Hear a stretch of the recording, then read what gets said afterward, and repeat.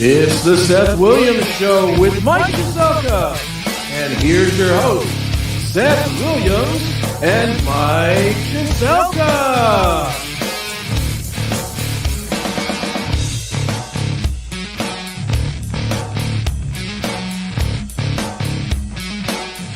I dare you to try and stop me from going into a women's bathroom. It will be the last mistake you ever make. In his video, the activist also encouraged other transgender people to buy guns. Go out, buy a gun. Learn how to use it. Tara J published his video after the murder of 6 people at a Nashville Christian school and sparked anger online, which led to the removal of the video. The activist later responded to the criticism by saying he would continue to use women's restrooms and women's locker rooms. I don't give a f if I lose this account. Report it all you want. That was nice. Cheerful. Hang on. Antis presents Real Man of Women's Sports. Today we recognize the men who've hacked the system. Hack the system. Once mediocre in the men's division, now cream of the crop in the women's. From mediocre to champion. You couldn't cut it with the boys, so you pushed women off the podium. Real man still first place. Because without you, sports would be fair. Without you, women's sports would be for, well, women. Guys, this is so funny and bizarre. Look at that. That is the Bud Light. That is every single Bud Light stand here at Fenway Park in Boston. Right? We're at the Red Sox game. That's what the Bud Light stands for. In this time, Crap. give it to me easy. They're in trouble. And let me try with pleasured hands to take you in the sun to promised lands. Show you everyone, it's the time of the season for love.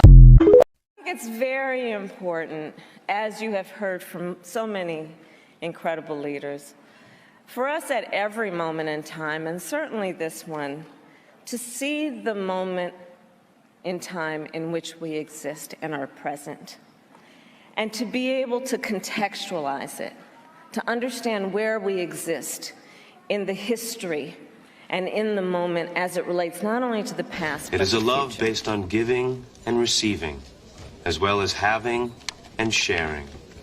We have cameras today in Texas that are showing humongous groups of dozens or hundreds of migrants walking right into the country. So I'm curious what you meant last week when you said the border is closed.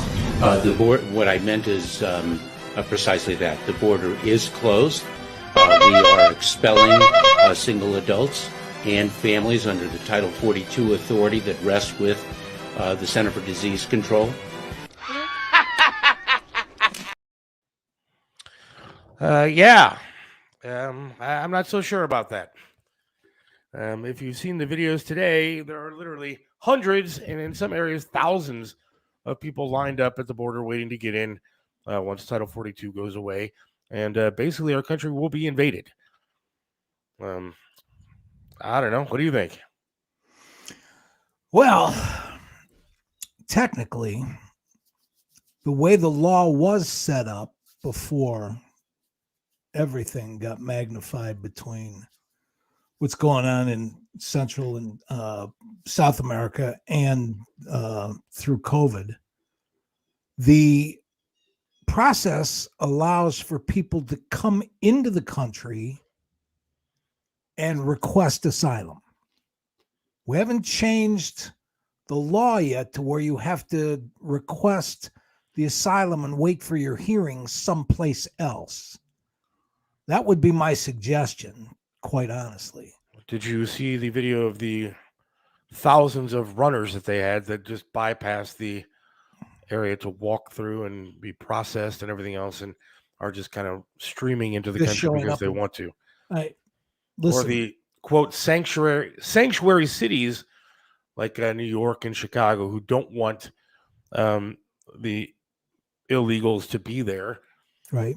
And are now busing them out of their cities, even though they are, quote, sanctuary cities.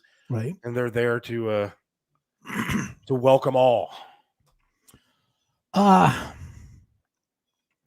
It is really Hello, Natalie. complex.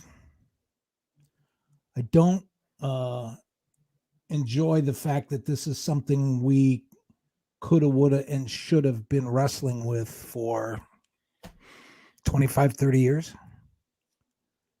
Both sides of the aisle. And nobody will take the problem on head on.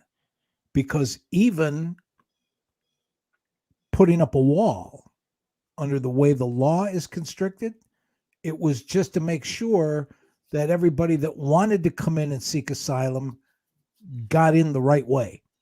And what's wrong with that? I mean, what's wrong with trying to get people in the right way? I don't have a problem with that. Ellis Island worked fabulously for a long, long time. And I'm not sure the concept of something like that isn't what has to happen, because you don't want anybody in this complicated, sophisticated as society has become to just show up, drop in, not be known, and float around. I mean, everybody needs to be processed. I worked for the census 2 years ago. We knocked on doors just to count how many people were in the country. Yeah, the job is, why even bother if anybody's going to be able to walk in from anywhere? But I mean, that's kind of what I have a problem with. I mean, if you're going to come here and you want to be part of this great country, supposedly that is ours, do it the right way. You can't even go to Canada and just kind of go where you want to go unless you do it the right way. Right. I mean, you can't go anywhere else unless you have a passport. Amen. You can't just kind of go in and decide to set up shop and put your, and just stay there. I mean, you have to have a visa if you want to go work in another country. You got to do it the right way. And if we're just going to let people in here stream in, I don't really see that as a good way of. I don't see that as a benefit to the country at large either. As a matter of fact, I would go one step farther. All this stuff that went on with balloons and drones and surveillance, and we know we have the technology to read, your license plate from outer space. There's facial recognition technology being used in theme parks and ballparks to keep track of people and so on and so forth. Let's take one portion of what upsets people about the open border. It's a little oversimplified. It's a little exaggerated, but all those people running in here aren't carrying fentanyl. No, but they're not. Let's do this. If you from space can map where all those cartels are, we have fought world wars for all kinds of political reasons. I don't understand why we can't tell the cartels to close down or they will be taken out, and talk to the governments and say, we're not after you, we're not after your people, but you arrest your criminals or we will. And I would have no problem with we have said, well, there's a war on drugs. Well, there's a war on drugs. Really? Then take them out. All right, real quick before we get into some more of this, I got to talk about the rest of the show tonight. The politically incorrect mechanic chimes in. Hey, guys. Charlie Kalani from Charlie's Auto Repair in Lakewood. He sponsors the hotline here on the show, Charlie's Auto Repair in Lakewood. Right. He will be joining us around 5:15 to talk about a parking situation in Lakewood that could actually affect his business. So we're going to talk to him about that. We do have comedian Bill Bendon joining us at 5 o'clock. We'll talk to him for a few minutes about you guys got a big show tomorrow night down in Cuyahoga Falls. We'll talk about that and much more. So that's good stuff. So appreciate everybody joining us tonight. But yeah, here's the problem with what you said. I know not everybody is coming across with fentanyl. I get it. It doesn't matter to me. I understand that things may be rough where you come from, but it doesn't mean, again, that you just pack up your family. You put your kids in danger by making this long trip from wherever you're coming from, and then hope to get into our country illegally. I mean, what it does is it changes the demographics of our country. When it comes to voting, it takes away jobs from people that are Americans currently that could use them. And you got to do it the right way. There's no other country you can just walk in. Well, there might be other countries that you can just walk in and stay, but this one is not one of them. And I've heard Obama, I've heard Clinton, I've heard them all, including Republicans and Democrats, all say that we got to do something about this problem. Now, I will say that Congress hasn't done enough, but I'm going to say that building a wall was at least a step in the right direction to try to keep it protected. I mean, there's a border along Jordan's territory. There's a wall there that, by the way, American citizens pay tax dollars towards putting a wall along Jordan's border to keep Syria out. We pay for that as Americans to keep their border safe. What about ours? We're not doing anything there. So why, as Americans, are we paying for a border wall along Jordan to keep Syrians out when we aren't even protecting our own borders here? And I have a serious problem with that. We have an immigration system that allowed more than 1 million people a year legally, more than any other country on earth. Okay. There is a humanitarian element to this, though. And it's this. You slap on words like alien, illegal, immigrant, cross the border, welfare, and all that stuff. And it just, but I got to tell you something. If you were in such a desperate situation that you packed up whatever you could carry and decided to walk to Venezuela, every single day of that trip would be hell. And for some of these people, the opportunity to better their lives, I don't blame anybody for wanting to come here. Okay, now let me ask you a question. Let me finish. The conditions for getting in are supposedly political persecution and other situations that would qualify for refugee status. And it's all supposed to be handled by the courts. The first thing we could do, Seth, is fill those judgeships. If we hired the judges and put them at the border and get all of that kind of stuff done and put a wall of judges and put a wall of military or law enforcement personnel along there and deal with that as it came.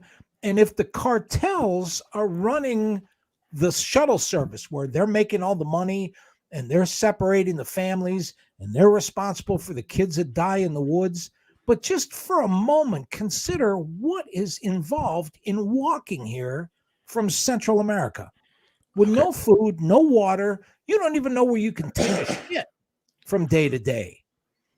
If those people, we're allowing those cartels to make that kind of money, traffic those kind of people, abuse those kids, abuse those families, by the time those people get to the border, it's too late to start pointing fingers.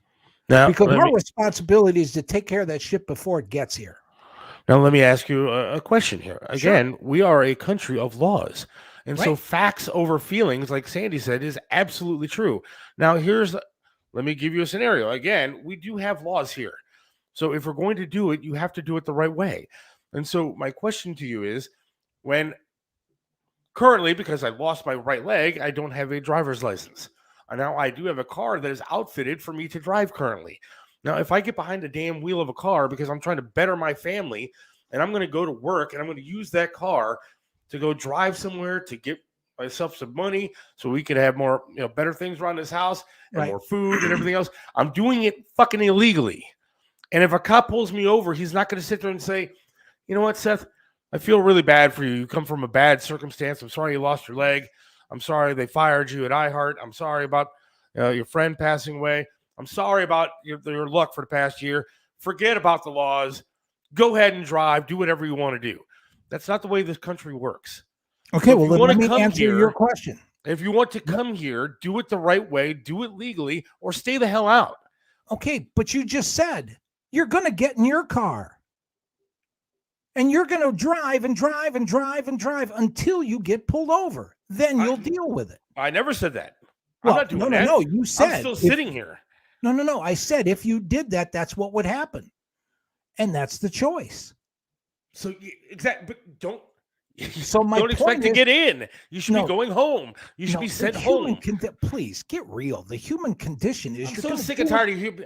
All right, you want to cry to somebody, cry to somebody else. I'm not It's crying. about laws. It's about laws. It's about the I'm way not our crying. country works. Come in legally or go home. Okay, but if their claim is valid, the problem is we haven't processed it, because you know as well as I do, if you have what you know will be a valid claim to seek asylum here, and they don't get around to giving you the hearing, you're going to cross the border. Do you know that the U.S. government has lost track of 87,000 unaccompanied minors who illegally entered the country? It is feared many are being human trafficked for underage labor and sex trade. Yes, I saw that story the other day. What did I say? There should be a hell of a lot more people down there instead of just. Well, they're sending 1,500 troops down there to do paperwork. So I'm excited for that. Humanitarian, my ass, don't care what they chose to do until we stop people from being homeless on our own turf. Those are our humans, and they are more important. Everybody always says that, but we've had homeless in this country since the Depression. Fact of the matter is, we don't give a shit about those people either. Oh, maybe we should. Maybe we should. I know Maybe we should start taking care of our country. Every time I'd say we should start treating people better or work on. I'll tell you something. You asked a very legitimate question a couple shows back when you said, wow, I asked you a question about what freedoms were taken away, and it stopped you dead in your tracks. Wait, what'd you say? I thought about that. Yeah, I thought about that, though. What'd you say? I thought about that, though, and then this is what I've come to. It wasn't so much that I can give you a list of citations as to what law and what right and what this and what that, but I will tell you something.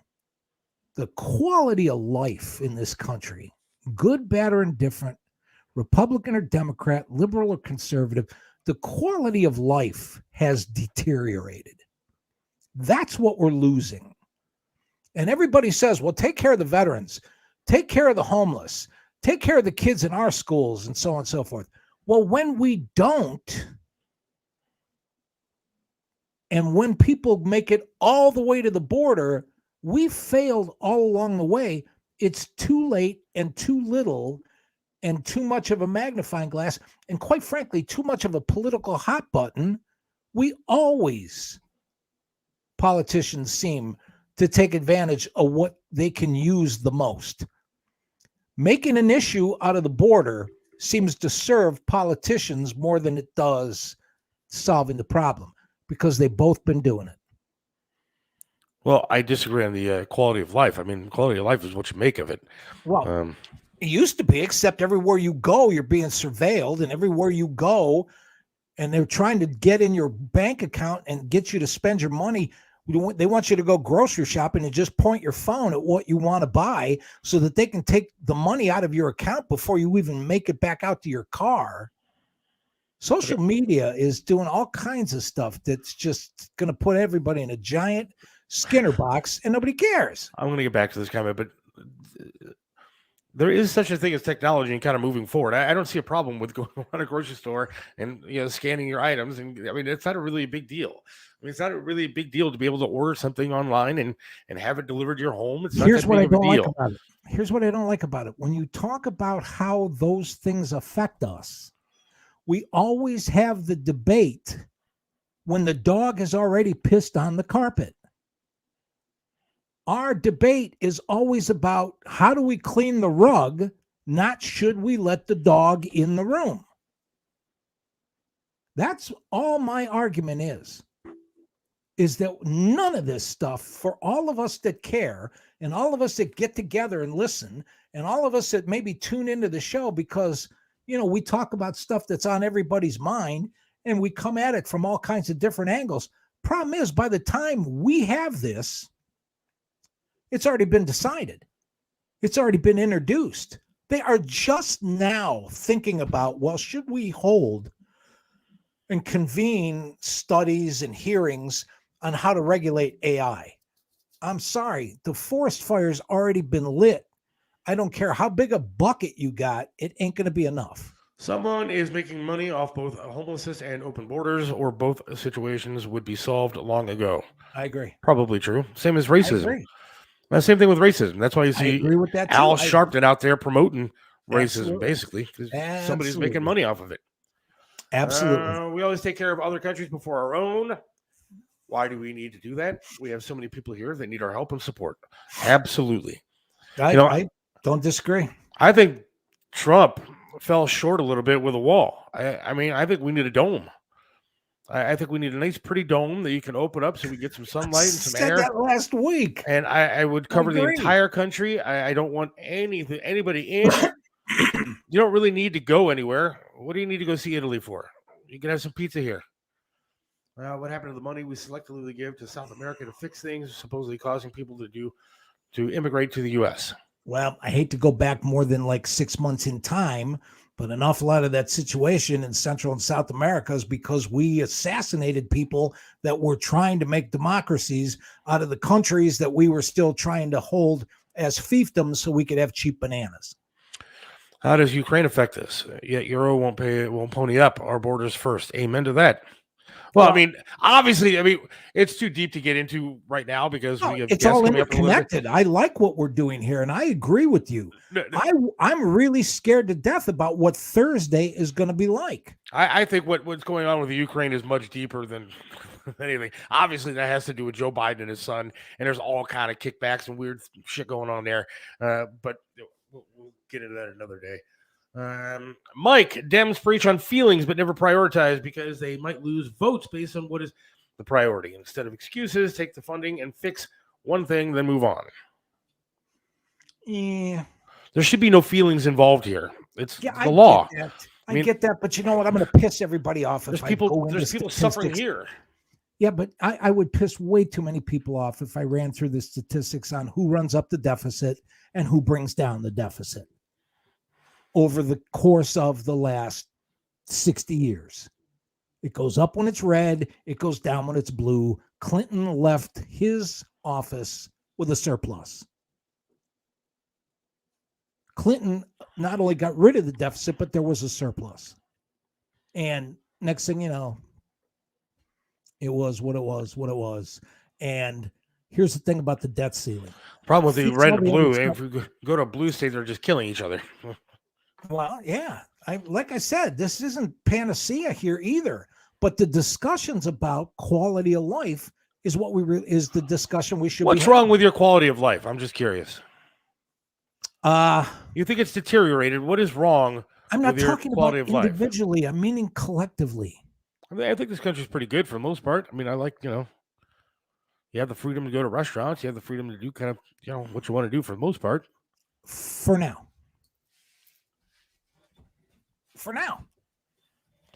So they're all going to take that away? They're going to take it away? Is what you're saying? The liberals in the mid-70s. Whoever posted this one, I'll stop this one now too. Read your history book, Mr. Nuts. Read your history book and discover who closed all of the state mental hospitals.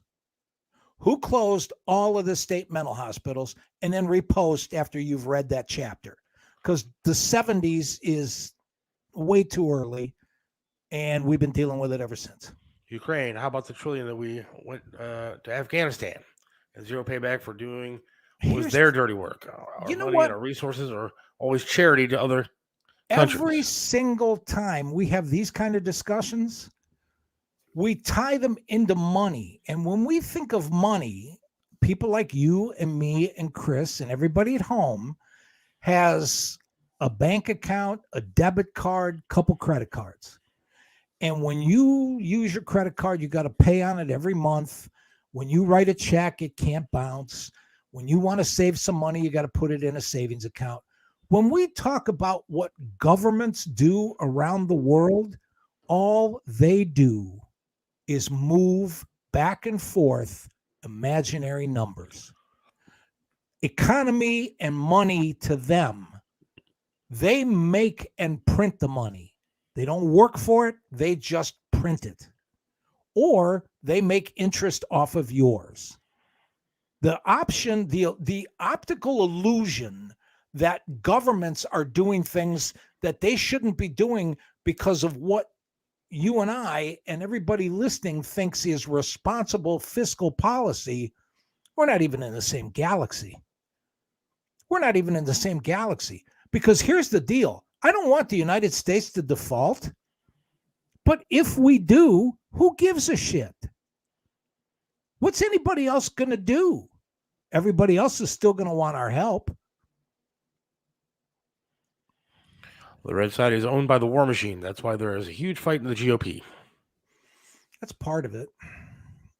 It's part of it. And I'm not making that up. And you can't blame that on libturds or libtards or whatever else you want to call me, because it was Dwight Eisenhower that said the two things that everybody in this country has to fear is the military industrial complex and the churches. So yeah, it's just interesting. But like I said, I have no qualms whatsoever sitting down discussing how we might be able to get a little piece of the pie in our favor so that we can fix some of the stuff that would make us feel better about the fact that we got together and fixed things instead of just bitching. So what do you think is going to happen when Title 42 goes away? I'm worried about the overload on Thursday.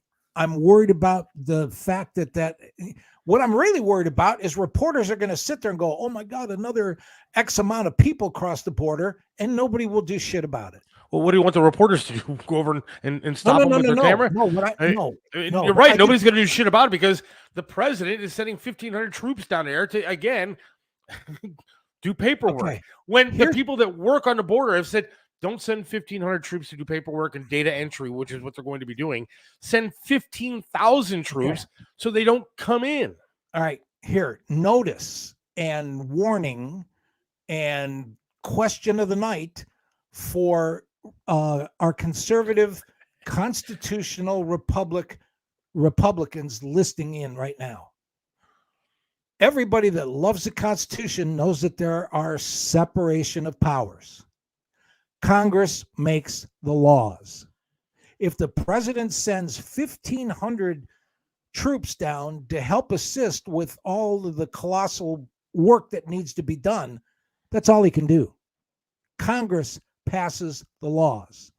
And Congress ain't going to do shit, because what they're going to do for the next 2 weeks is make this Biden's problem. Well, you know, just like the president doesn't decide the price of oil. So every time that the Congress has done something and the president vetoes it or says he's not going to put it through, that's okay. Make a list of those. How many times has Congress done that? Do you watch the news, or are you busy, hanging out with your girl? What are you doing? Congress hasn't sent one immigration thing to the White House in 40 years. I'm really getting tired of being talked to like we the listeners are idiots. I'm sorry if you think that that's personal. If it doesn't apply to you, it doesn't apply to you. But stop me when I'm wrong, not when you're uncomfortable. Mike, if we're going to go 50 years plus back, which we do quite often, Dems back, KKK, and the like. We have to work on now, not then. I understand that. All I've ever said was the seed was planted. This shit didn't just pop up 2 weeks ago. It didn't happen in 2016. Trump didn't turn on a magic light. All of that stuff was on the table. All of that stuff is there. And I'll tell you, all this is the greatest reason not to ban books or change history. Because if kids don't read it, they end up doing this when they get to be our age, which is like, well, I don't know. What about now? All you do is think about the past. That's all you do.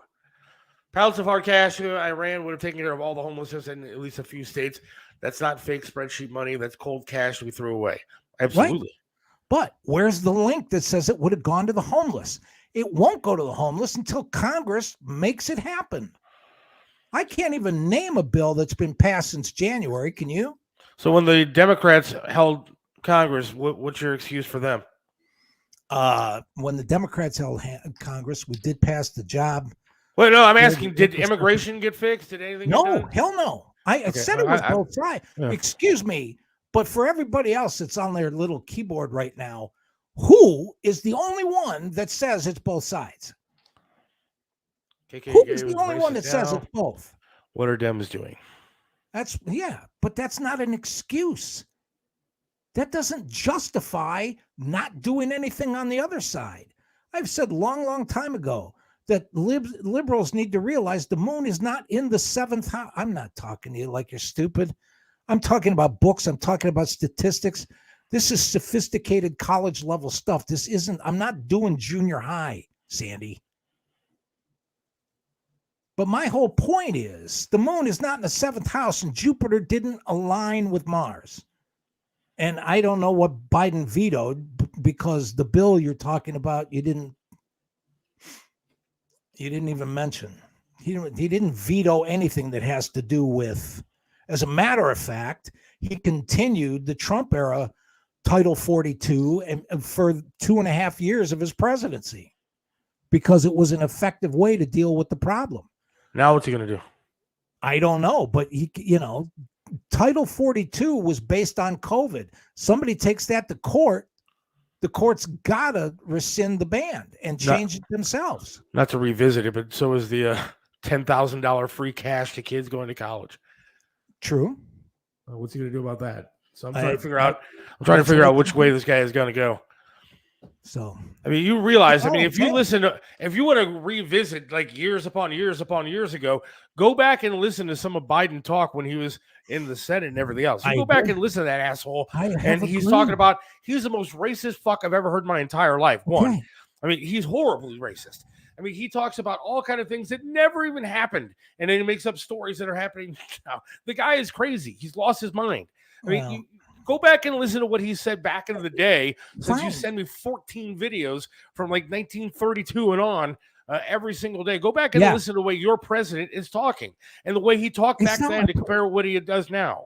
Okay, and I will remind you, as I have not defended Biden half as much as everybody that wants to run me off the air is going to stand in line to vote for somebody who, is the biggest charlatan to be in office since who knows. It's both of them. And the only people that get it right or have a chance to change things are us. And we're not each other's enemy. That's my whole premise. Well, I think we are enemies at this point. There is a right and wrong. I hate to tell you. I always say this.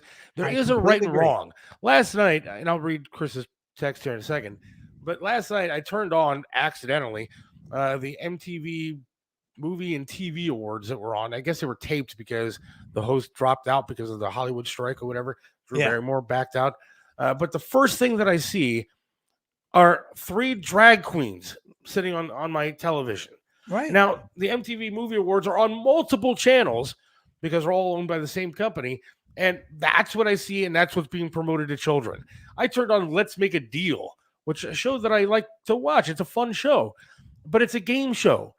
Again, it's daytime television, and 3 people in the crowd were drag queens.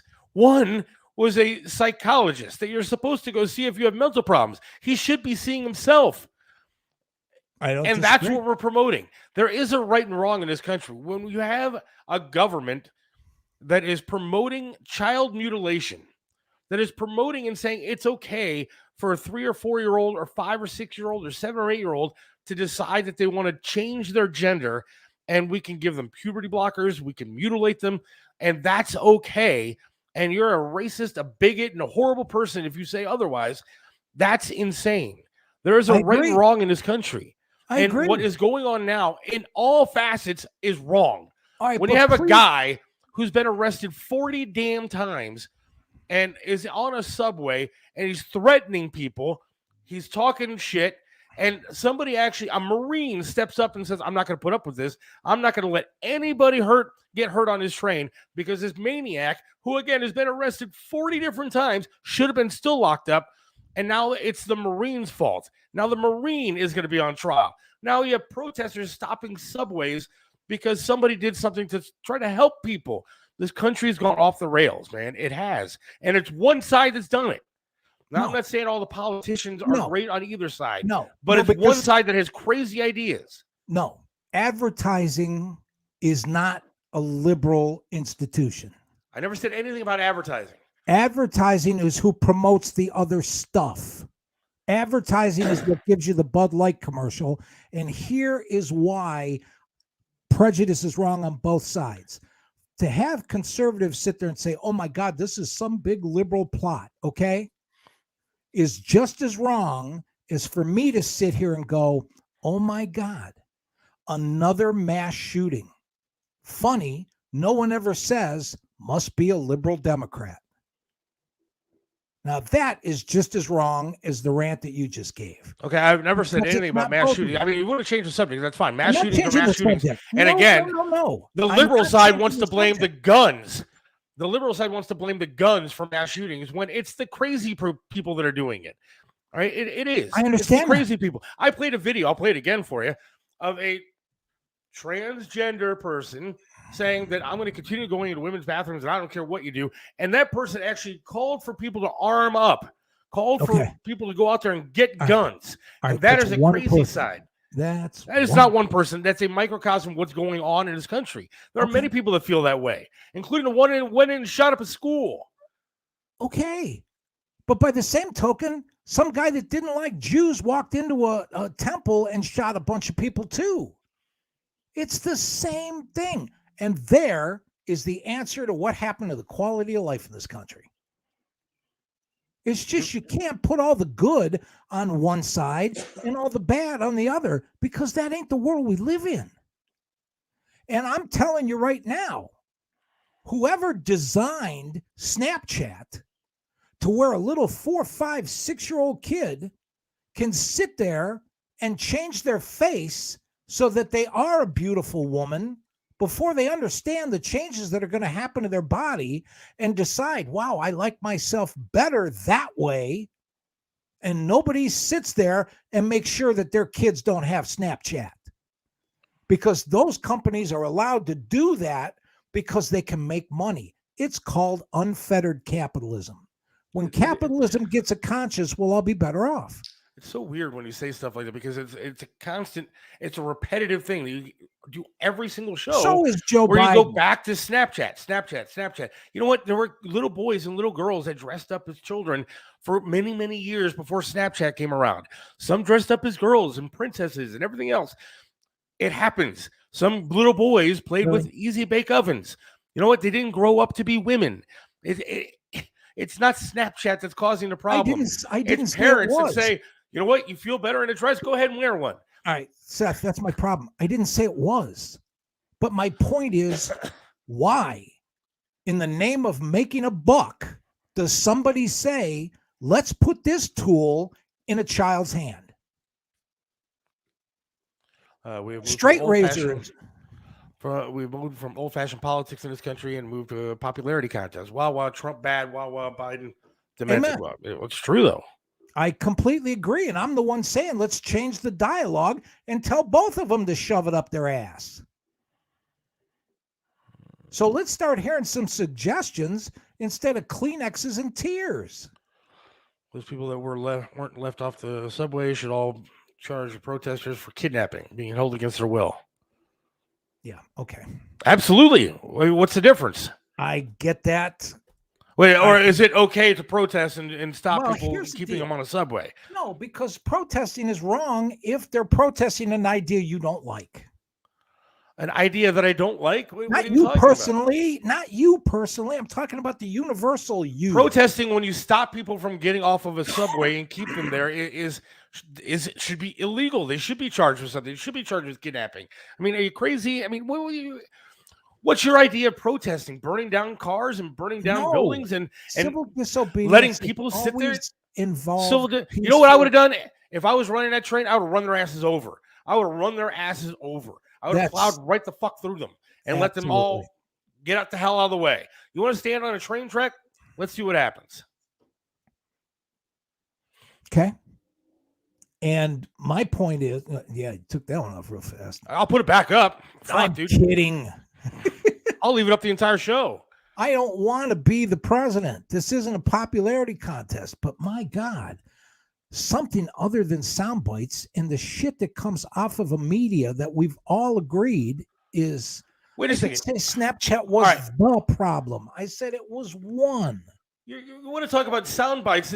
You send me 14 a day. Do you want me to show the list on the camera? I'll show the list of videos that you say are sound bites that you send me every day. Usually it has to do with the banks and the 1%, but I can show you 14 of them. Yeah, I get that. They're all sound bites that you say that you're criticizing now. I'm not. No, sound bites weren't invented till the TV with the. Where is the middle? The middle is when everybody stops screaming at each other and says, "We're not going to take this." Now, I'll give you an example.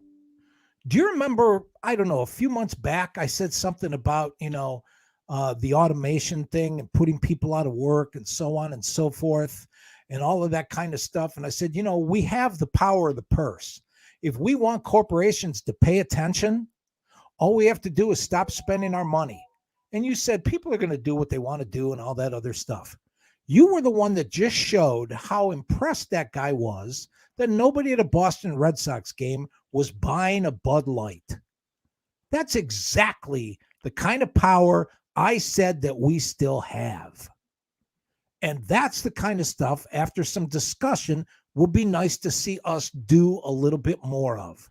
You know what's going to happen to Bud Light, though? Nothing's going to happen to Bud Light. Nothing's going to happen to Bud Light. Bud Light will still be around in 100 years. Yeah, because all those people, protests will go away. Bud Light, all those people that aren't drinking Bud Light moved over and bought a Coors, and it goes to the same company. Now, you do understand, though, that at least when they protested Bud Light, they weren't stopping people on a subway and holding them hostage. You are aware of that. Keeping people from being able to move is wrongful imprisonment. Yeah, I understand that. And an unauthorized touching is called an assault. But the Marine is supposed to be a hero. So what would you do to the Marine? I'm just curious. I don't know what to do. I'm asking you for your opinion. This is a talk show, so I'm asking for your opinion. Let's see if you actually will say what I think you're going to say. He choked the person long enough to take their life. Yeah, the media, you know what the media reported at first, right? They said 15 minutes. Yeah, I know. So it's close to whatever. It was 6. Okay. And what would you do if you were on that subway and somebody was threatening people? All right. First of all, that hasn't been confirmed. He was, according to numerous witnesses, he was threatening people. No, read all the stories. I've read all the stories except for CNN. Sorry. No. All the stories you sent me. That one, they said he wasn't threatening people. He was just ranting and raving like crazy people do in New York. I am blaming the behavior. I'm just saying it's a tool, the same way the gun is. With kids that are impressionable. That's the whole crux of it. I'm glad we're stuck on this. I really am. Because it's not like anybody is putting forth something that does anything except illustrate the need for some decent common sense dialogue. As if, for once, again, it was a chokehold. Oh, for God's sakes in heaven. There's a detailed story that talks about it is a blood chokehold that was taught to him at boot camp. And you did see 2 other people that were trying to restrain the gentleman who was, crazy, not threatening people. He's been arrested. He was arrested like 40 different times. Yes. Should have been on the streets to begin with. Yeah, and it had been a couple of years since his last arrest, and all those people. I don't disagree. He shouldn't have been in a hospital. I would bring back mental hospital and orphanages. Yeah, get them off the street.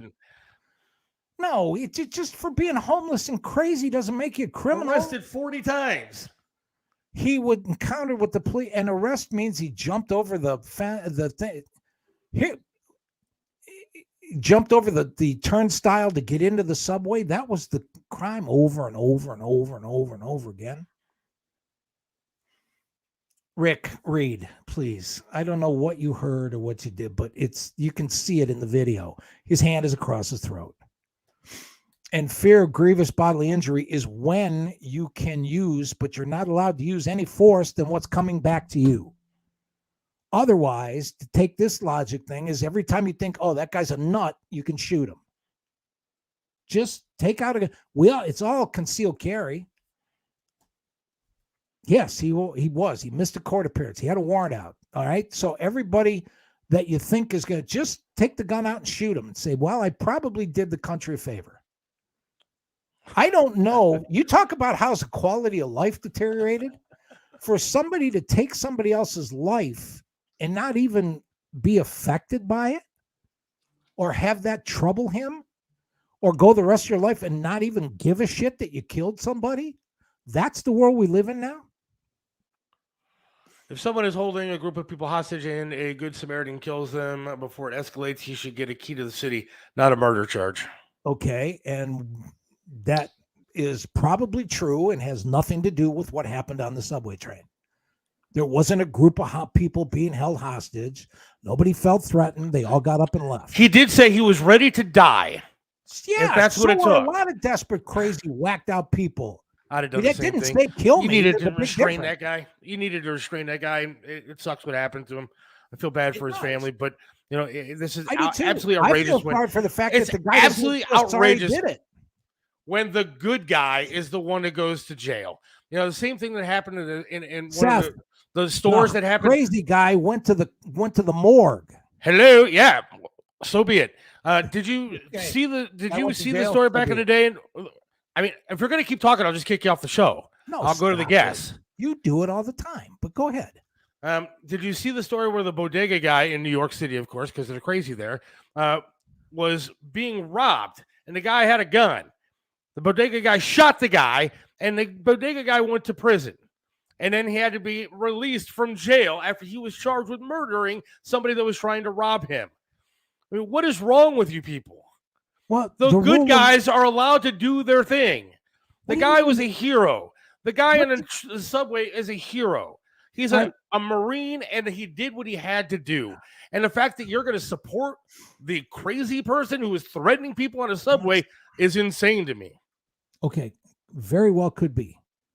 But when you say the bodega guy, the arresting officer, the prosecutor, the judge, please don't tell me that in your mind they're all liberal Democrats. Well, they are. No, it was the rule of law working itself out. Yeah, the same. Because I'm going to tell you something. Until the crime is investigated. Right. You stabbed the bodega guy. Yoy. I just don't get it. I don't get it. I don't understand. There's no reasoning with you. How could a Marine who's trying to help the people on a train be charged he killed with murder? somebody? I would have done the same fucking thing. Somebody without choking him to death. I would have done the same thing. Doesn't make it right. And you mean to tell me you literally think you could choke the life out of somebody and not care? If it meant for the betterment of people that were on the train, of course. How were the people on the train bettered? They weren't annoyed. He was threatening people. Seth.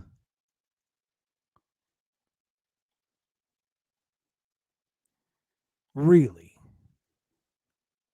There, he didn't touch anybody. He didn't bother anybody. He didn't ask for any money.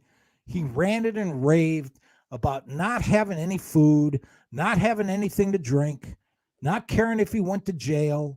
And God damn it, as bad as his life was, he said he wasn't afraid to die. That wasn't an invitation for somebody to just go, fine, I will choke you to death. Because that was his intent. You're saying that the Marine had the intent to kill the guy. No.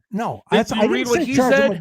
I didn't say charge him with murder. What are you going to charge him with? You know what I do? I give him a fucking medal. Well, okay. Amen. I would have beat Seth with his own leg to protect us. Right.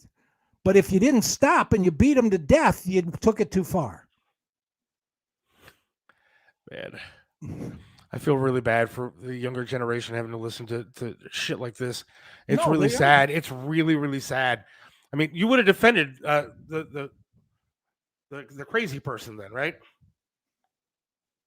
You would have wanted the Marine to go to jail, is what you're saying. That's what you're hoping for. I am saying I don't want to live in a world where you can casually kill somebody and on the casually killing somebody. So you think he casually killed somebody? Yeah. You think that was a situation where this Marine was on a train and said, you know what? I feel like killing some crazy person today. Have you read? I'm asking you a question. You think that he was getting up that morning saying, "You know what? I'm going to go casually kill some asshole crazy person on the subway today"? No, he made a bad decision in the spur of the moment. You're right. He can't. I hope that people just turn off this show. And I'm sorry. I apologize to the all right, watch how it plays out all week. I really do. I'm sorry. And hopefully we have we'll see if it's a funny comedian, but we'll have a comedian on, I guess, at some point. It's shocking to me. Seth, I want to ask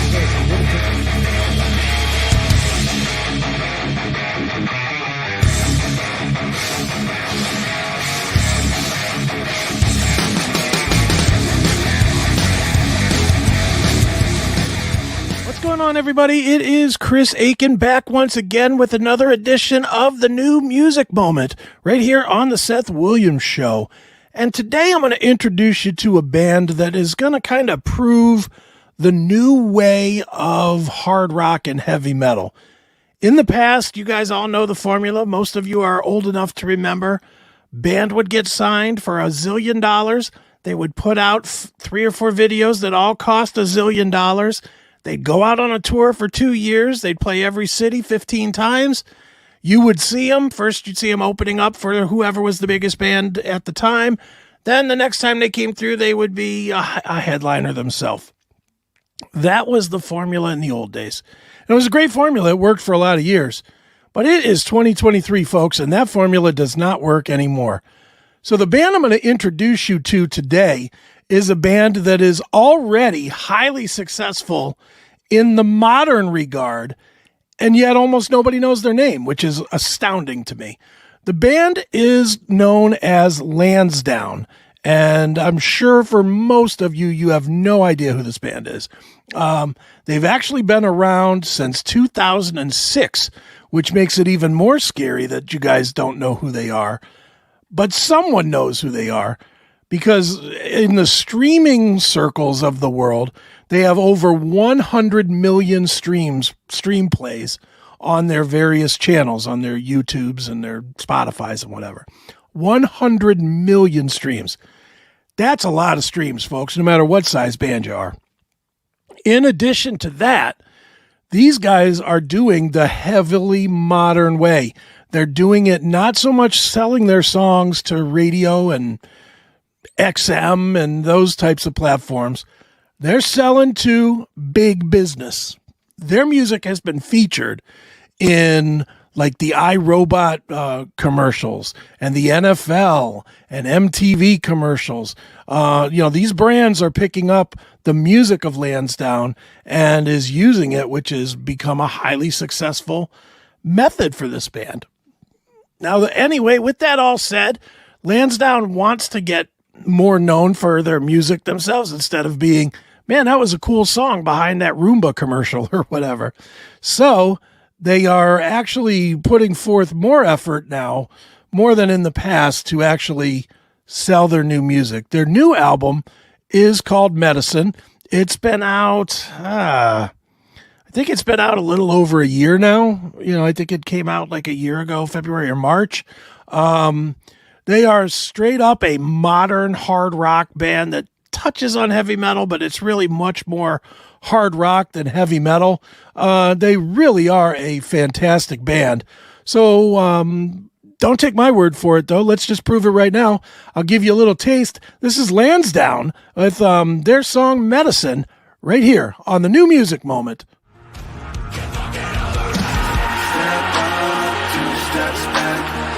What you say, I'll bury you. But if we all step up and then push back, maybe we can use a little medicine.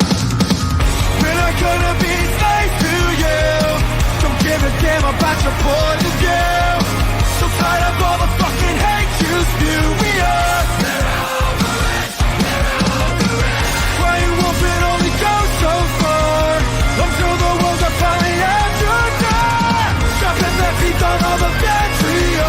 We are. They're over it. They're over it. We are.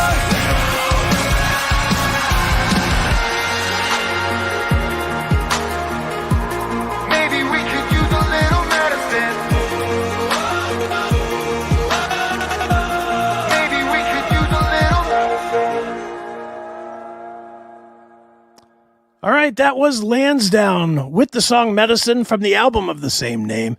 It has been out for a little while now, not a ton of time, but a little while. And make sure you check it out, won't you? It's a fantastic album. I definitely give it 2 thumbs way up. Certainly worth your time. Again, the band is called Lansdowne.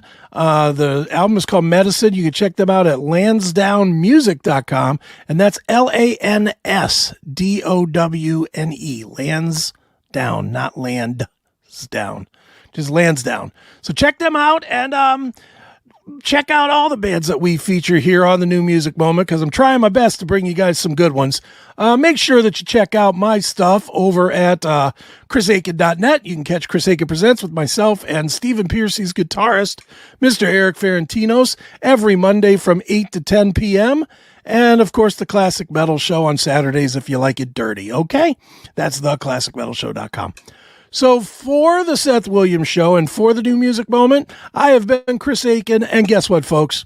I will be again tomorrow. See ya!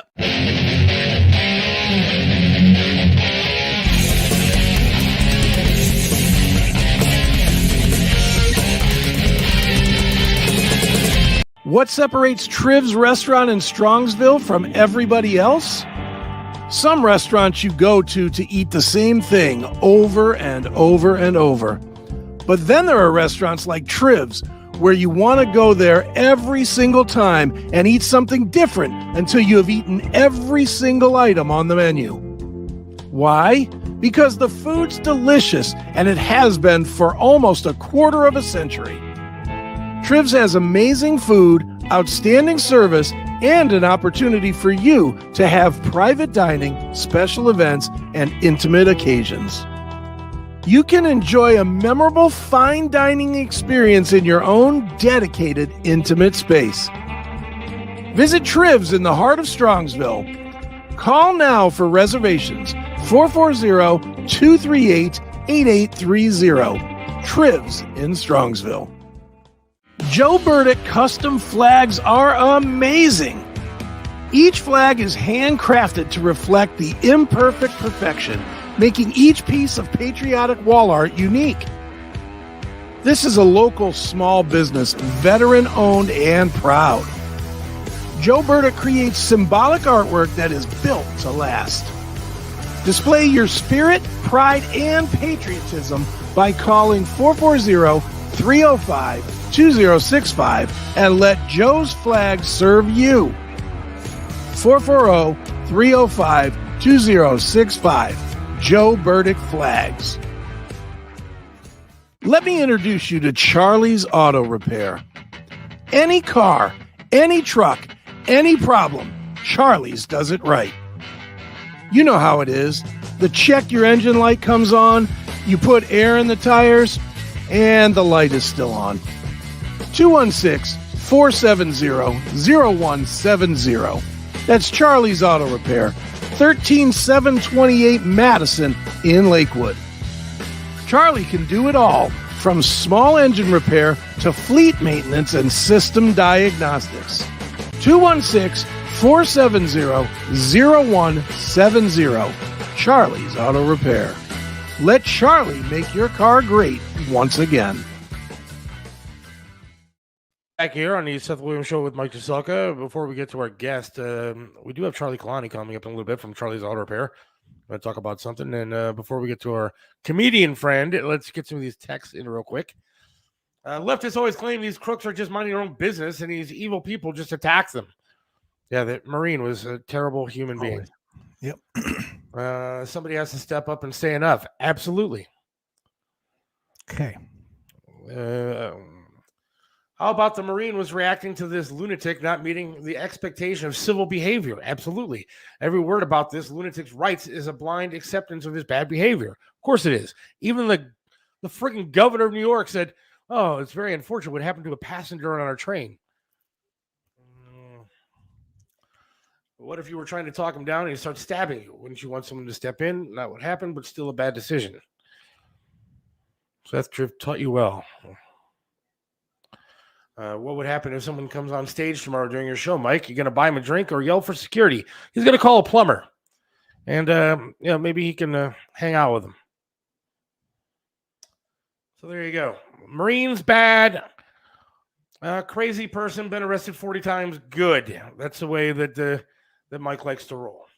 Let's welcome our comedian friend on. Bill, how you doing?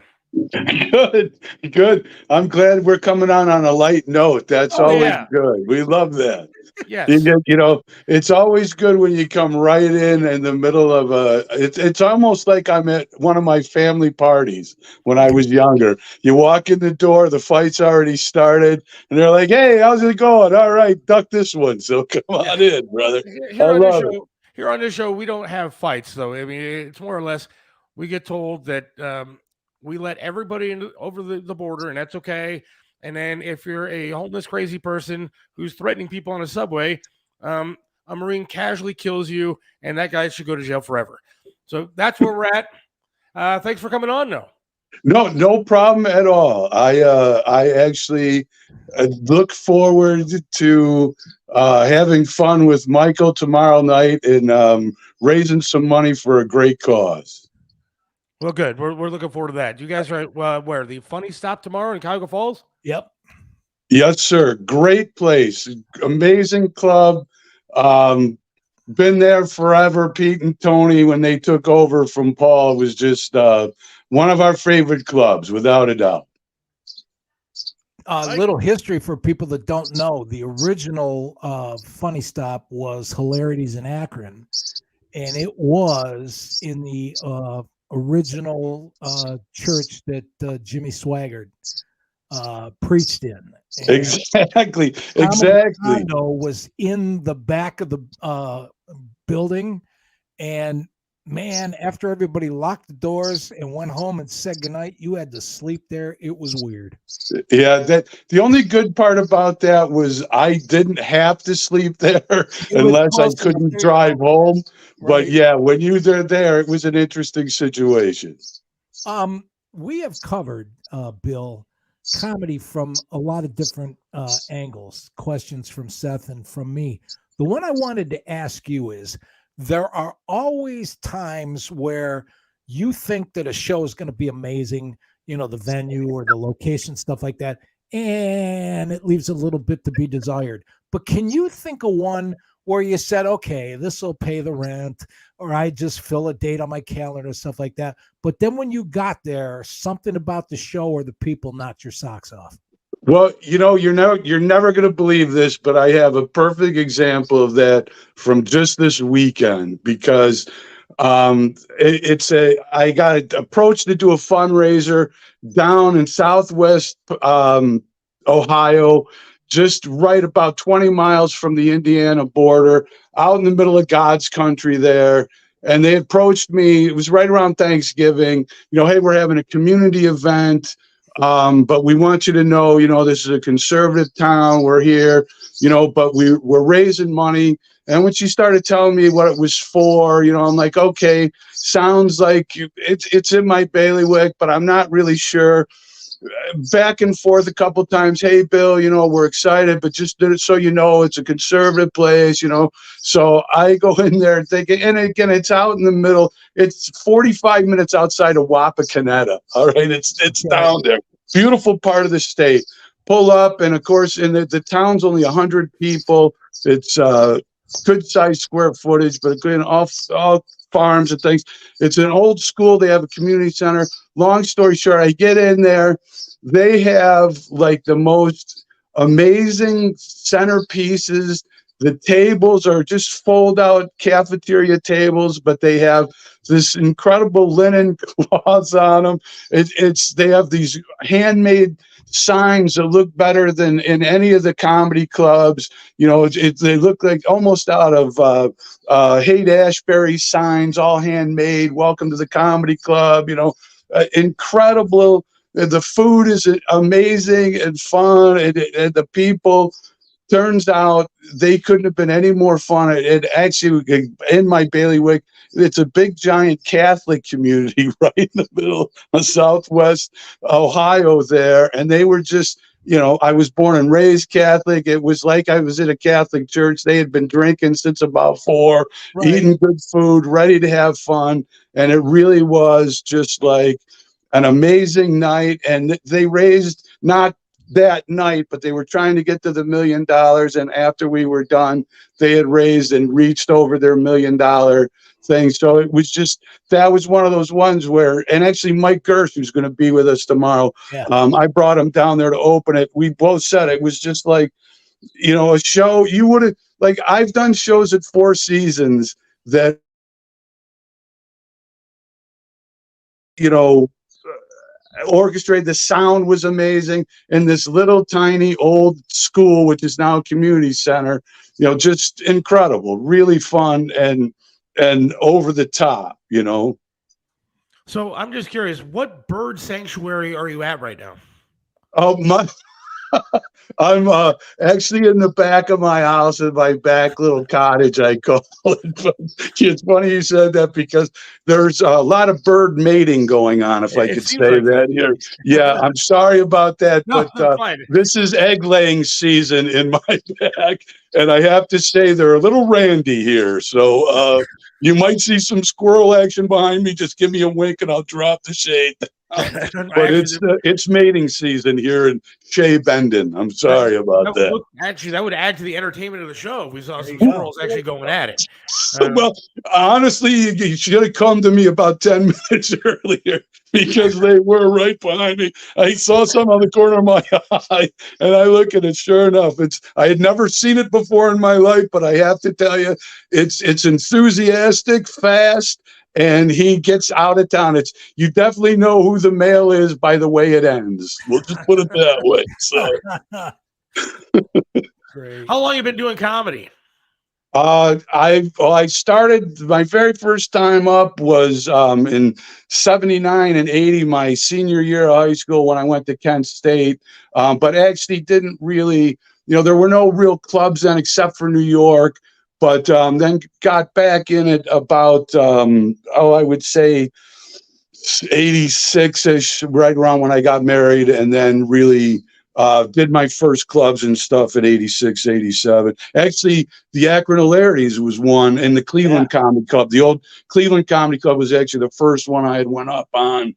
But, you know, and then the Cleveland Hilarities, the old Cleveland Hilarities and Cleveland Improv and then It's Comedy. You know, I was thinking about that. Like all the rooms then that popped up, you know, regionally, even here, like It's, and then there was Mad Hatters out in Paynesville and, you know, then all the little towns like outside of Pittsburgh and Detroit and Indianapolis. And, you know, so that's then, I would say 86, 87 when I really started.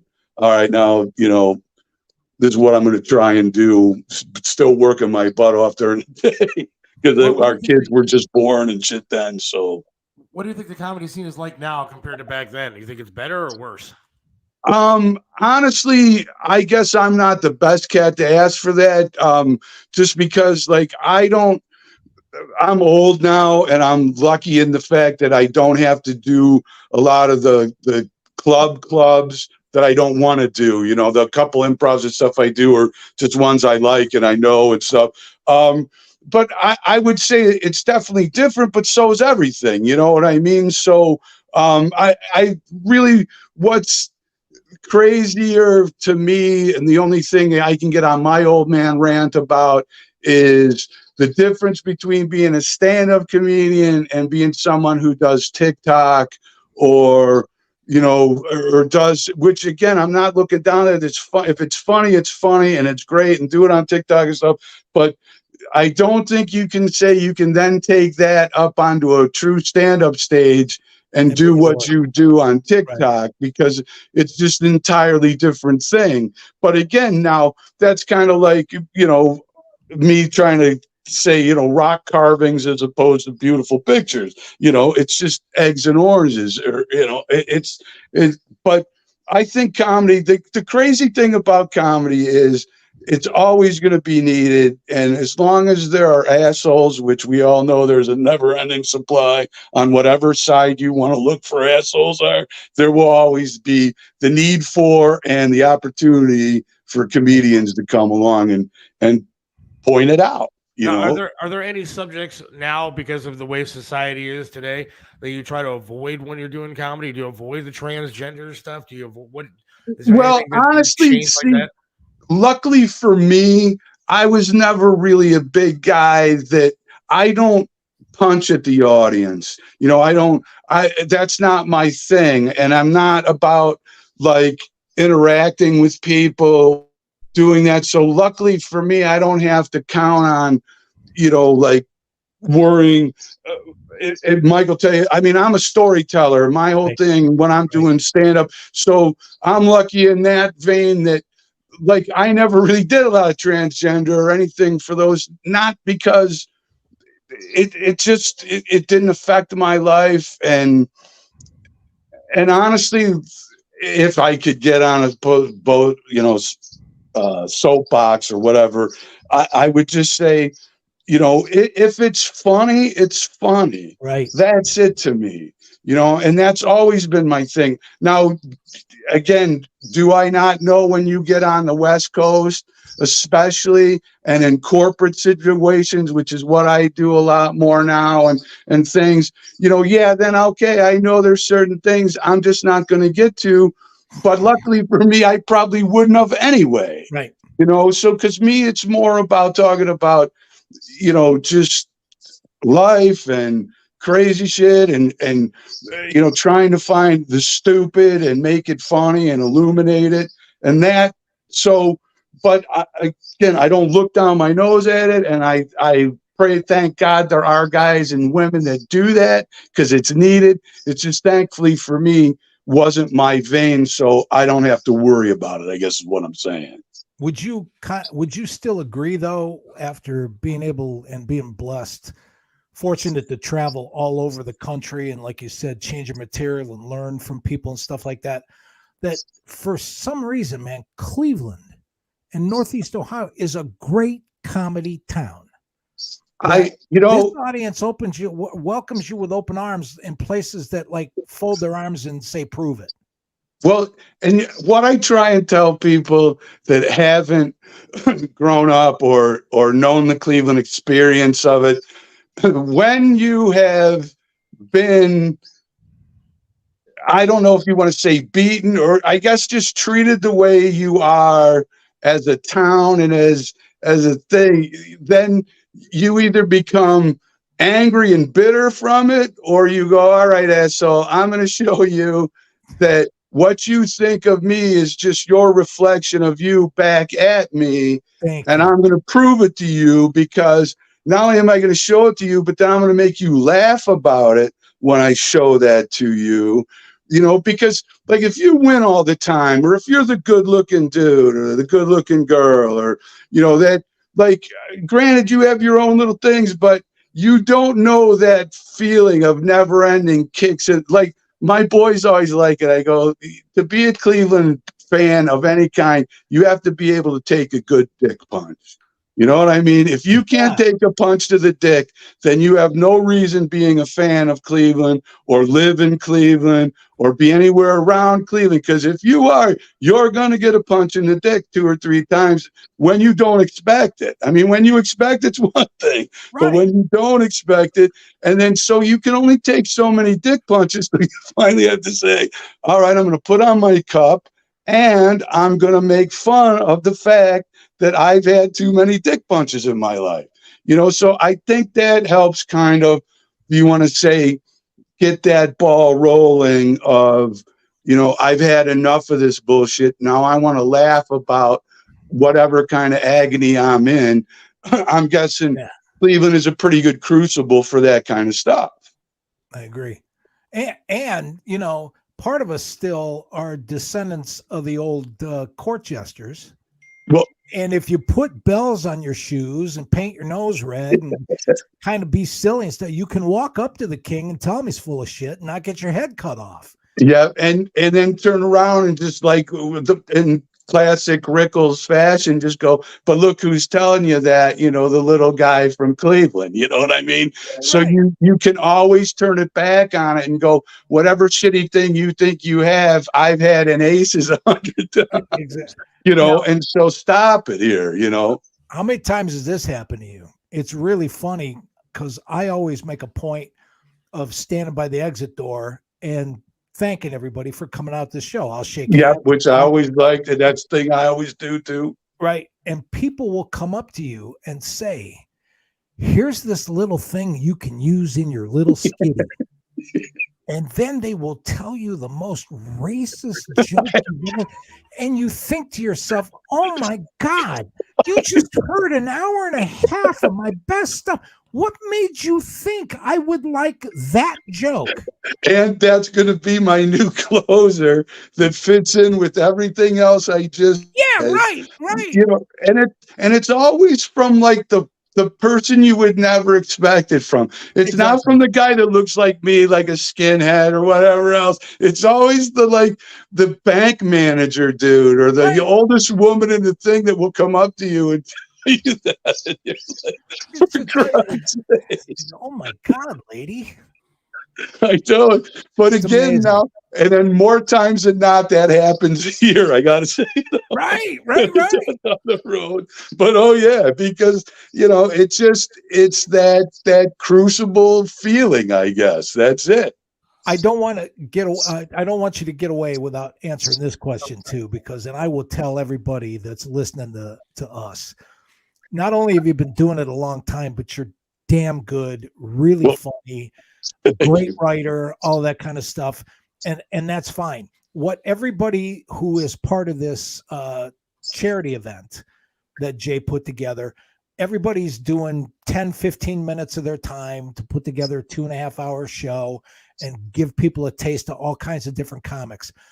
But for people that really deserve and should come out and see a good hour of great comedy, where are you going to be over the next couple months? Can people come see you that really should come see you? I actually, the closest to town here, I'm going to be at the Wheeling Island Casino.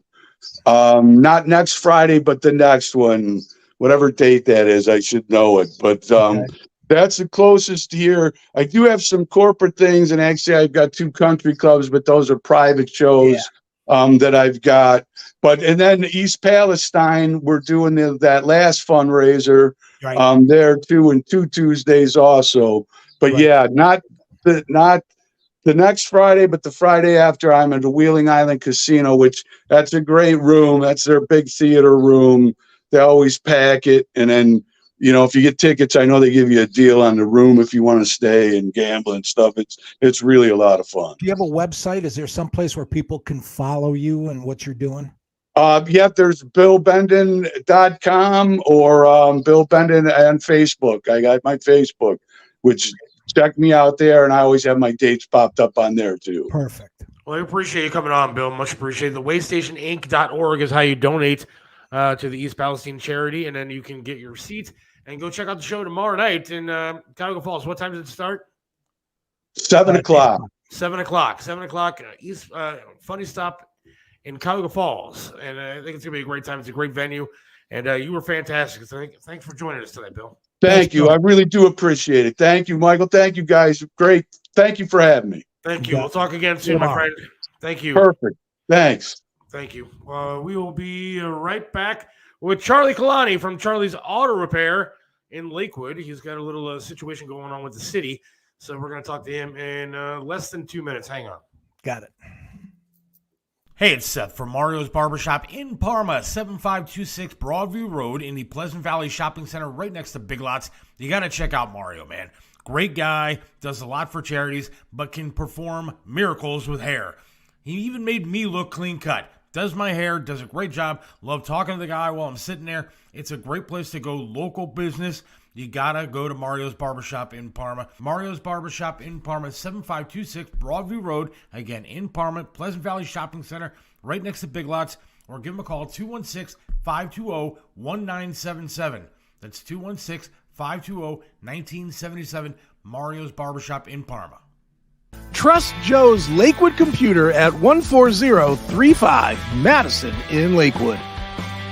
They have over 30 years of professional service handling laptop and desktop repair services, virus removal, and data migration, and much more. You can trust them with hardware updates to your computer's memory and hard drive. Call 216-651-3880. Whether you need a simple Windows install or you're interested in the latest computers for gaming, call Joe's Lakewood Computer at 216-651-3880.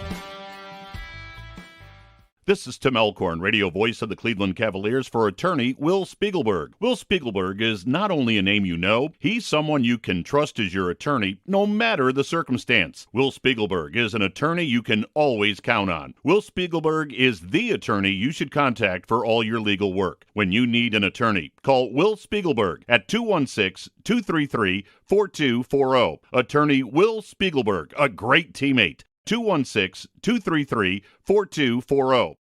Right back here, the Seth Williams Show with Mike CHESELKA. Got to give a shout out to Mario from Mario's Barbershop.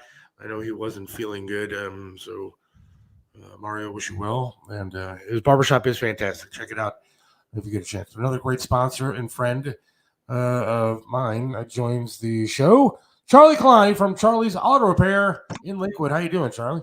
Good evening, guys. How you guys doing? Good, Charlie. Fantastic. We are. Well, I wish I was talking to you under better circumstances. Yeah, no kidding. We're about to be invaded by illegals coming up, and you're having your own problems.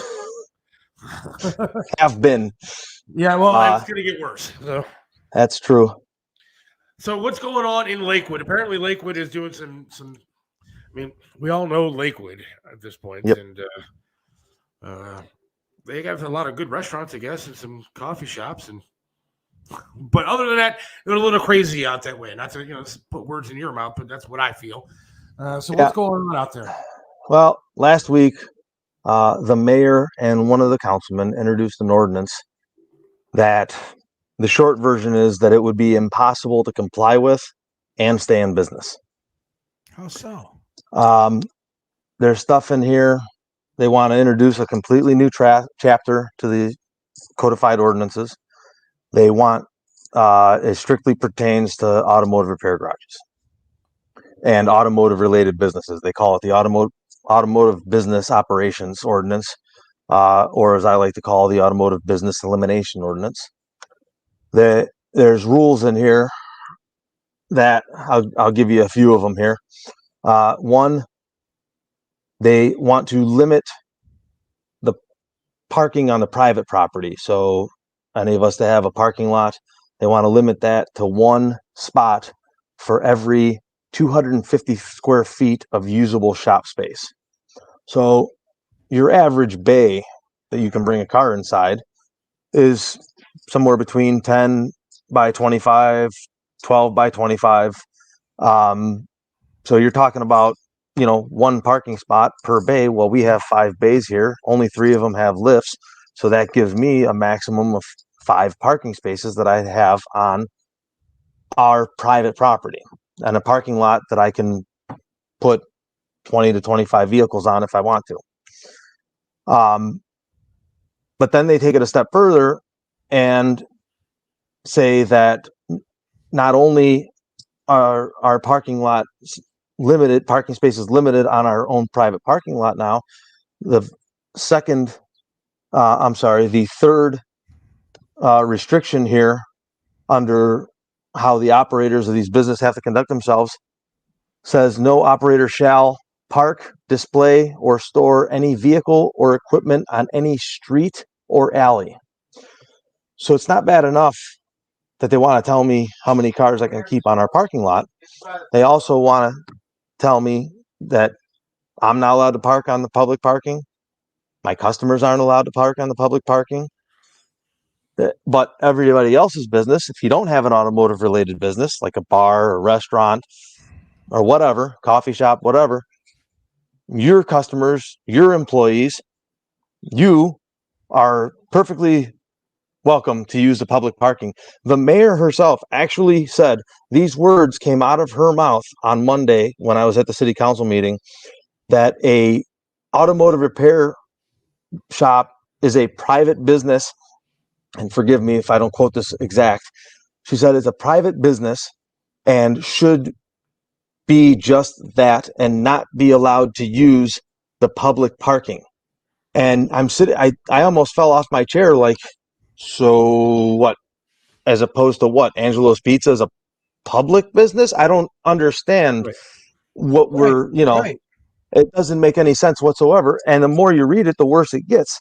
They want to impose a permitting system to where we have to have a yearly permit, just like a rental property would. Only with this, they want to be able to inspect, come inside whenever they feel like it, and do inspections before they give you the permit. Then on top of that, if you violate any part of this ordinance, they can suspend that permit for up to 30 days, and you can't work if you don't have the permit. So effectively, they can shut you down for up to 30 days without any due process whatsoever. Then it gets even worse than that if they take you to court and convict you, because this is an ordinance, that means it's a law. If they convict you on violating any part of this ordinance, first offense is up to 30 days in jail. You can't be serious. I swear to God. I wish I was making it up. Yeah. Now, is this up for vote or just being jammed in?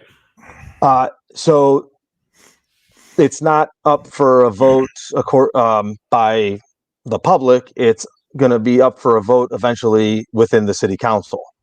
So if they want to ram it through, they can ram it through. They can ignore anybody that speaks against it and just push it through. There is no grandfather clause in it. Right. I don't know. We've tried to argue some stuff about being grandfathered in the past, and it didn't work regarding some different things.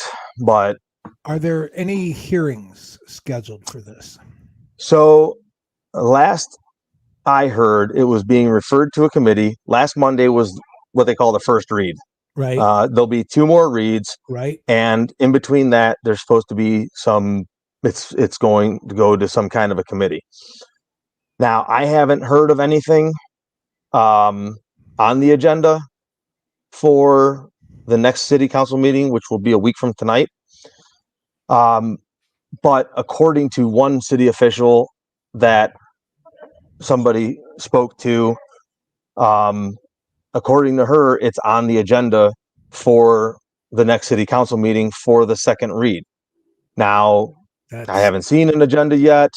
I sure as hell haven't heard about any of these the committee meeting that it's supposed to be, that it was referred to, which I assume is who looks at it and decides, what can stay, what has to go, how it has to be worded or reworded. But it's a 3-page long ordinance that our mayor here put together along with one of the other council people. They also say something about we're not allowed to conduct any work outside of a completely enclosed building. What happens in the summertime when I open the garage doors and it's 90 degrees outside? No kidding. And 120 in here. Right. I mean? A couple things real quick. Go for it. Somebody, this ain't about parking. That's the excuse. Somebody wants your business. Somebody wants all the independent business. And I'll give you the other example because I used to live really close to Lakewood. There's no such thing as an independent veterinarian in Lakewood anymore, because what the big conglomerates have done is taken all the mama papa veterinarian things and bought them all up, and the prices went through the roof.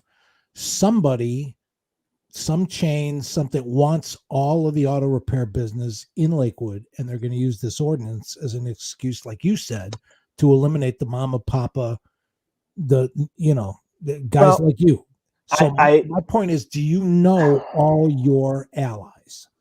Do you know the other guys that are doing? Yeah. So last week, I actually found out about this by accident last Saturday, and immediately started calling all the shops. But Mike, this is going to affect the corporate guys too. I talked to corporate guys come in and build a giant little lot and find a way, and they will make do for stuff like that because I understand, but the second, one of the other things in here is parking outside of the public of the parking lines on the lot, or parking in front of a garage door. A tow truck comes and drops a car at 11 o'clock at night or 3 o'clock in the morning or whatever, and drops it in front of a garage door. Now you're in violation, and if it's a first offense, you're facing a 30 days in jail, all the way up to a third offense, which is they have in there for as a second degree misdemeanor for 90 days in jail. So this city's been hostile towards the automotive industry for a long time, ever since I can remember. Yeah. Back in the I want to say it was the early to mid 80s, they passed an ordinance banning used car lots unless it was attached to a new car dealership. Right. We used to have 7 new car dealerships in the city of Lakewood. Yeah. DeLorean Cadillac was 117th. Yeah. Old man DeLorean. Spitzer used to be right there. Spitzer used to be right 2 blocks from us, on Detroit there. So Fairchild Chevy, Barry Buick was the last one to go a few years ago. Right. So I want to push back a little bit that it's not about the parking, because that's always been one of the main complaints. That's the first thing that anybody brings up whenever this topic comes up. But what people don't understand is that the way the city of Lakewood is built, and I know the people that are running the show know this, the way this city was built, it was, number one, it was built when there were still streetcars running up and down Madison Avenue and the rest of the streets. If you dig up the street, you're going to find, and I'm pointing behind me because the street's behind me, but you're going to find tracks underneath the street. Amen. But the way the city was constructed was to jam in as many people as possible, because the more people you have within the city limits, the more city income tax you can draw in. And these guys, they know this, but in a 4-block area where I'm located, we've got 5 automotive repair garages. One of them's a gas station. God knows how many bars, probably 5 or 6 bars. Angelo's Pizza, a daycare center, over 100 apartments, individual apartment units. And at the height before, at one time, there was probably 35 meters in a public parking spaces. And now there's one parking lot that 3 or 4 businesses share throughout the day. Since then, and this is the other funny thing, they want to talk about parking, but out of 5 meters across the street from us, they eliminated 2 of them and dedicated them to 2 separate businesses that are over there. They made one a 15-minute drop-off zone, and they made the other one through COVID. They started some temporary business to allow for restaurants to do carry out since they couldn't be open. I'll get to that in a second, Brian. They allowed a daycare center to open up over here next door. There used to be 9 parking spaces that were free on the side here, on the side street next to us. Now there's 6 metered spots. Now you have people that me is you've got your own private lot next to your building, and they're telling you how many and what kind of parking you could. All right, now that right there, in and of itself, there is somebody that can do enough stuff to slow this down. And I'm not going to name names and talk about there, and I don't want you to air what you've already done, but we got to talk. I know some people. I've already reached out. I was actually talking to one of the corporate attorneys from one of the corporate shops here, and I was on the phone with him, and I told him, where he could dig this up. And within, he looked at it for, maybe 20 seconds of silence on the phone. And the next thing out of his mouth was, how is this even constitutional? Thank you. I'm just a dumb dago from the west side of Cleveland here with a 12th grade education. And I'm looking at this saying 4th Amendment violation, 5th Amendment violation, 14th Amendment violation. I mean, process absolutely taken, please. No, all right. So my question is, Charlie, I mean, you pretty much already answered this, but I know that you're kind of an outspoken conservative kind of guy. No, come on. Which I love, but you don't think that the city is targeting your business specifically with this kind of thing? No, that's everybody. It is directed at everybody, but I've already had a couple people, including some of the other shops, tell me that, this is about you guys. And maybe it is, maybe it isn't, but regardless, they can't pass a law and say that it's directed at one person. They have to enforce it equally, which, if we have to cross that bridge, we'll cross that bridge when we get there too. Are they going to come after me and use discretion with everybody else, or are they going to apply it across the board? Either way, I didn't see anything in here, very little that, is legal, or better yet, covered under existing law. Thank you. And talk about Angelo's, though. Talk about Angelo's. You said we're going to mention right. Talk about Angelo's. Yeah. So God, I want to say maybe 7 or 8 years ago, Angelo's asked to be allowed to put, I think it was 8 more tables inside. They wanted to add 8 more tables. They wanted to remodel and put 8 more tables in. The city approved it, but there's no parking. Then more recently than that, and my years might be a little mixed up here because I feel like I was, 25 yesterday. A little shortly after that, they started the outdoor seating business, and they let them put probably 6 tables outside. Right. But again, there's no parking. So, it's just, and then at the city council meeting, one of the, I don't remember who it was, but one of the heads of a department that has to do with business and stuff like that, and planning, he was, I think there was something, I said something about how this city always talks about how they want to work with businesses and work with people. And I said, this is a really funny way of showing it. And he said something at the end. It was after all the talking had taken place. And I've posted the link to the video and audio from the meeting. It's on my Facebook page if you want to go check it out. And you can listen to the whole deal. But he said something about that we have less business vacancies in the city. So I guess they're talking about storefronts and stuff like that. Right. And then we have in a long time. I want to say he said something about like maybe the last 10 years. But okay, so on one hand, you're telling me that parking is a massive issue. And at the same time, you're bragging that we have more businesses in the city than we have had, and we have the lowest amount of vacancy in the city. So which is it? Because you can't have both at the same time. Either you're going to have a lot of businesses and nobody's going to have a place to park, or you're going to have access to parking and not a lot of businesses. It's one or the other. And they've been after us for a long time. But we've been on this corner for over 50 years. My family's been on this corner for over 50 years. If we were doing something wrong, do you think you'd be in business for that long? Yeah, I'll tell you what, man. I used to visit a friend who used to live in an apartment that was like right next to your shop. I think it used to be like either above or whatever. There was another parking lot right there. And your shop has been there forever today, man. And I'll tell you what, the parking lot's always packed because you guys do good business. Good work. We try to. Good work. And you've been my mechanic for how many years now? Since we're working with Triv with the benefit and everything else, right. You've done good stuff for charity. And it's not because you're just a friend, but you do good work. And so the fact that the city's trying to do this to you is shocking to me. I mean, you guys are a staple of that community, and they should leave people alone. But I don't know what kind of government they're running there.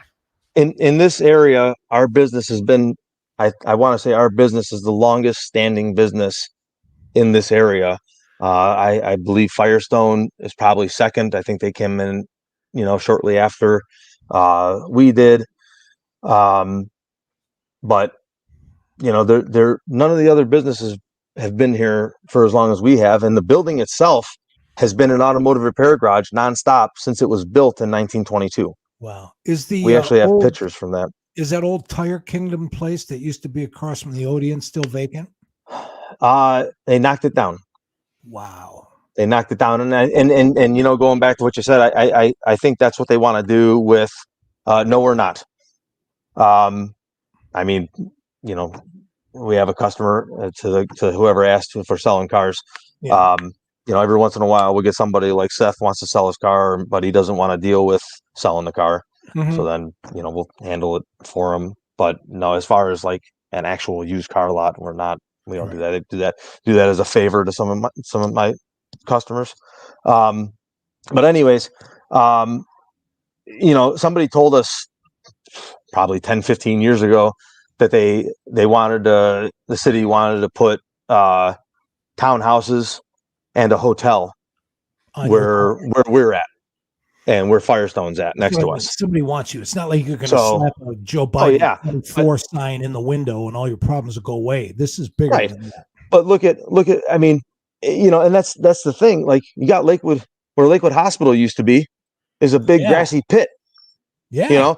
It's got its own Facebook page called The Pit, Right. the Lakewood Pit, because that's what it's been.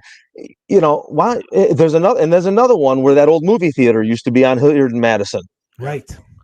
The same thing. And what do? They got a problem with all the people letting their dogs go over there and go to the bathroom. So what do? They put a little post there with plastic bags so you can clean up after your dog. But what's it being used for? Nothing. I firmly believe that unless these people could walk outside and just see a bunch of empty parking spaces 24 hours a day, I don't think they'd be happy. Well, I got a couple ideas that I don't think I can even say over the air. All right. So let's talk. Yeah, for sure. So what's your plan now? What are you going to do? Well, right now I'm trying to find out where this thing went. If it's allegedly going to be up for a second read this following Monday, right? The 18th, then what committee did it go to, and where is it, and how do I get in touch with those people to try and find out what the plan is here or how they feel about it. I put an email out to my councilman, but haven't heard nothing back from that, asking these questions. And I don't think I will, because, this is another problem that I've been trying to get addressed for over 10 years now. These politicians, the mayor, the judge in Lakewood, anybody that's an elected official in Lakewood, not to single out, any one person, but none of them are beholden to me. And the reason I say that is because I don't live in the city of Lakewood. Yep. So I don't have a vote in here, despite being impacted by who the mayor is, who my city council person is. So, it would be no shock to me if they just ignore me and do whatever they feel like. No, we can't let that happen. Is there anything kind that of goes people back. can do? Seth, What's that? Is there anything that people can do? Can they call? If they live in Lakewood, can they call, or how does that work? Yeah. Can anybody do So anything? you can the hearing. So the ordinance number is 10-2023. You can definitely call, if you live in Lakewood, you can call your city councilman and tell them that you don't support it whatsoever, because this runs the risk of forcing out every automotive repair garage in the city of Lakewood, and then people are going to have to take their cars into Cleveland or Rocky River to get them fixed, when they could, if they had a problem down the street, they could just push the car over them, and get it repaired. So it's gonna be a hassle for us, and it's gonna be a hassle for all the residents too. If like I said, I don't know for sure that this is going to be on the agenda for the next meeting. I will put it on my Facebook page as soon as I find out. Let me know, yeah. And I'll let you guys know too. Let us know for another reason, Charlie, because this is something we were talking about earlier in the show. This is a perfect opportunity because they have to have a public hearing. They can't just do reading, and then rubber stamp it. Right. Whenever that public hearing is, everybody can show up and show some support and do something and expose what they're doing. And at the same time, if we get a crowd there, we also, Seth, you, me, know enough people that we can get some media attention on it too, and get a lawyer involved to file some stuff to slow things down. Right. So that we can do this and not have you on the show in 3 weeks and saying it's too late. Right. We got to do something now.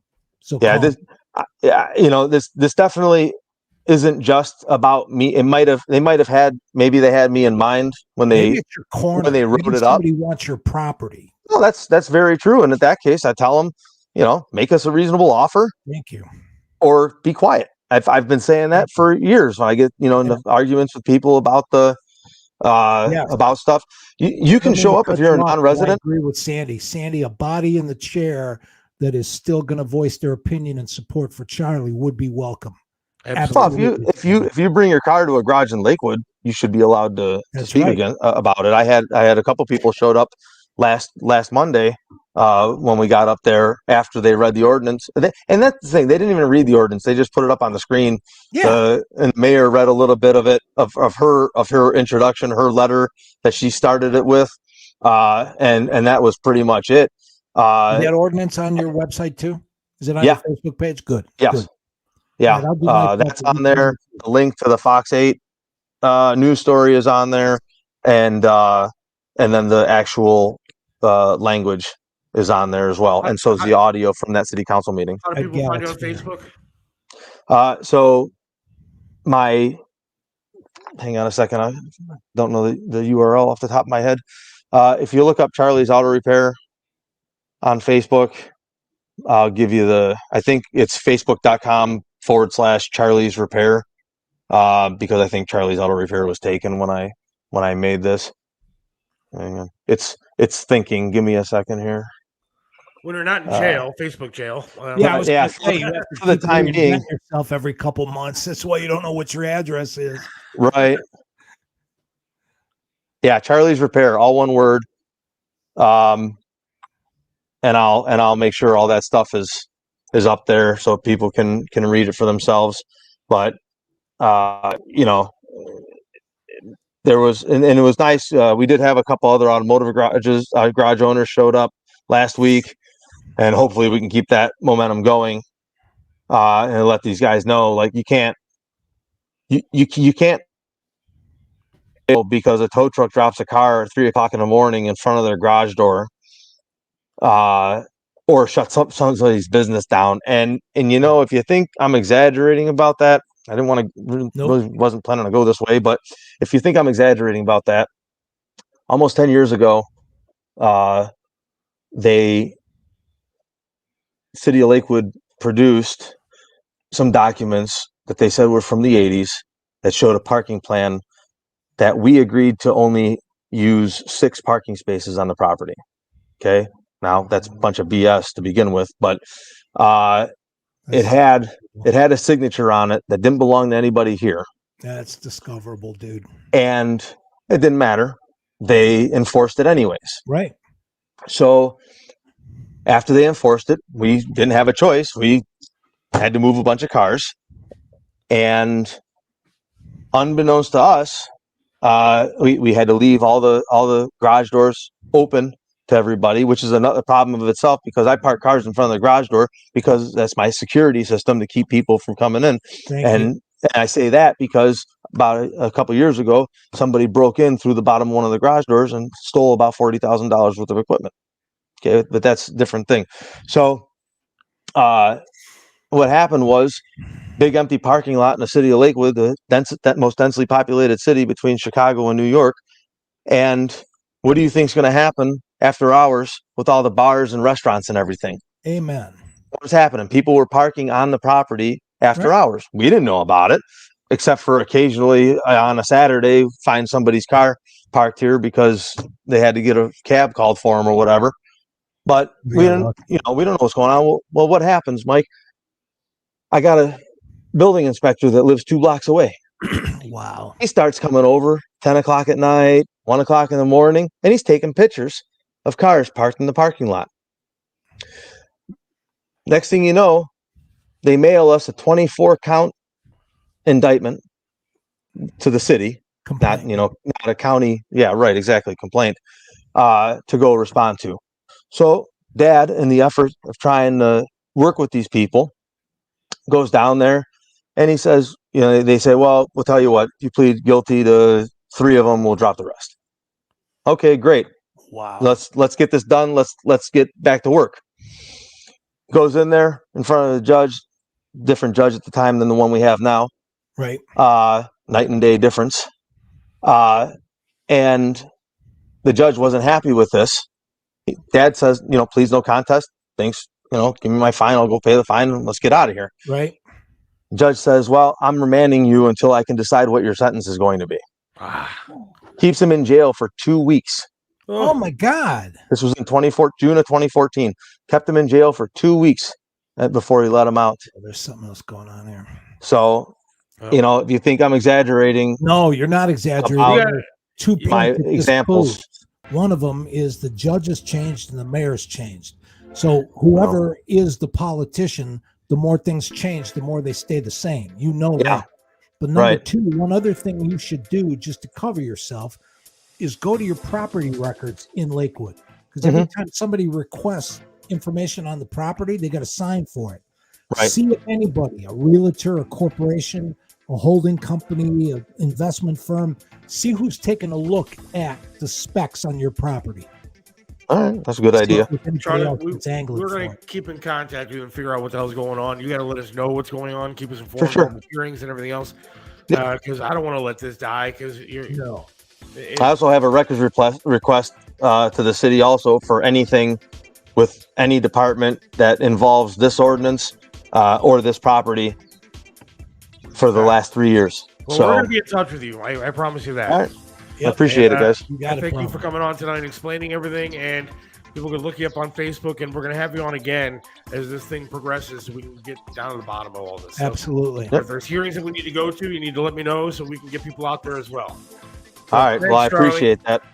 Thanks, good guys. Friend. Talk You're to a good you. friend, welcome, and I love buddy. you. And thanks for everything. Thank you. I appreciate it. Charlie's Auto Repair in Lakewood. Thank you, Charlie. I'll talk to you soon. See ya. Bye. See you, Charlie.